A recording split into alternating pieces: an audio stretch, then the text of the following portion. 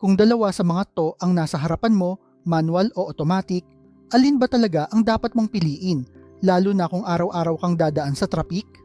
Bilang mekaniko, ito yung isa sa mga pinakamadalas na tanong na naririnig ko sa shop.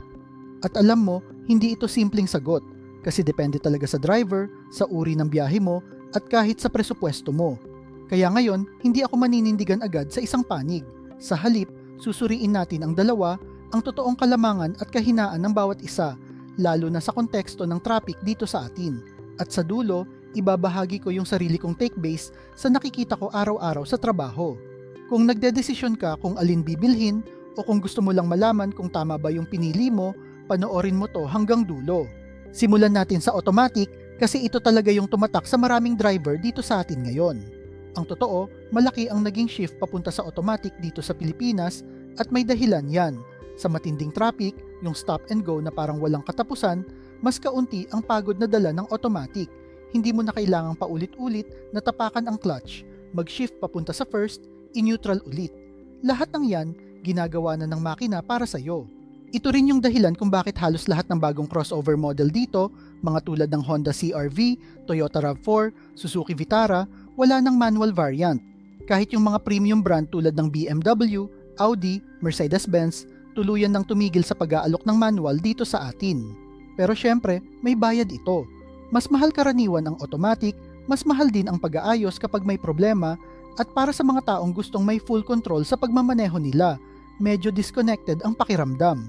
Ngayon, tingnan naman natin ang panig ng manual at bakit hindi pa rin ito nawawala kahit unti-unti nang bumababa ang bilang nito. Una, mas mura ang manual, kapwa sa presyo ng sasakyan mismo at sa pag-aayos kapag may sira. Mas simple ang mekanismo kaya mas madaling i-diagnose at i-fix. Ito rin yung dahilan kung bakit karamihan sa mga entry-level na sasakyan dito, tulad ng ilang batayang modelo, manual pa rin ang inaalok. Pangalawa, at ito yung madalas kong naririnig mula sa mga matagal ng driver, may control ka.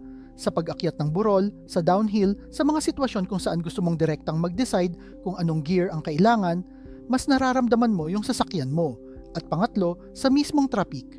Oo, mas mapapagod ka, pero mas kaunti rin ang risgo ng mga certain na problema tulad ng torque converter issues na madalas dinaranas ng mga automatic sa matagal na pagkakadikit sa traffic. Ngayon, ito yung parte kung saan ibabahagi ko yung totoong nakikita ko bilang mekaniko. Sa mga customer kong may automatic, ang pinakamadalas kong nakikitang problema, overheating ng transmission, lalo na sa mga taong madalas nasa matinding traffic ng matagal na oras araw-araw. Ang mga fluid nila mas mabilis mag-degrade at kapag hindi na-maintain ng maayos, magastos talaga ang pag-aayos. Sa mga customer kong may manual naman, ang pinakamadalas kong nakikita, premature clutch wear dahil sa maling driving habits.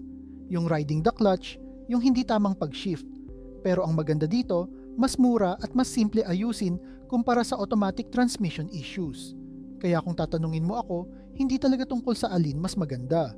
Tungkol ito sa alin ang bagay sa lifestyle mo at handa ka bang mag-adjust ng driving habits mo para bagay dito. Kaya heto yung sarili kong opinyon base sa 10 taon kong karanasan. Kung pang-araw-araw kang nasa matinding traffic at hindi mo kailangan ng extra control sa pagmamaneho, automatic ang mas praktikal na pagpipilian mo. Iiwas ka sa pisikal na pagod at bagay ito sa modernong urban lifestyle. Pero kung gusto mo ng mas mura, mas simple ayusin at gusto mong maranasan ang totoong koneksyon sa sasakyan mo, hindi pa rin mapapantayan ng manual. At totoo pa rin, kahit unti-unti nang bumababa ang bilang nito dito sa atin, hindi pa rin ito mawawala sa lalong madaling panahon. Sa huli, wala namang mali o tama dito, basta alam mo lang kung ano talaga ang kailangan mo at handa kang alagaan yung sasakyan mo, alin man ang piliin mo. Kaya iyan yung honest na pagsusuri ko sa manual versus automatic, lalo na dito sa konteksto ng traffic natin. Sa comments, gusto kong malaman, alin ba talaga ang piniling mo at bakit? Baka may makatulong pa sa iba na parehong nag-iisip ng ganitong desisyon. Kung natutunan mo ito, i-like mo at i-subscribe at panoorin mo rin yung video ko tungkol sa 5 sikreto ng mekaniko para tumagal ang clutch mo.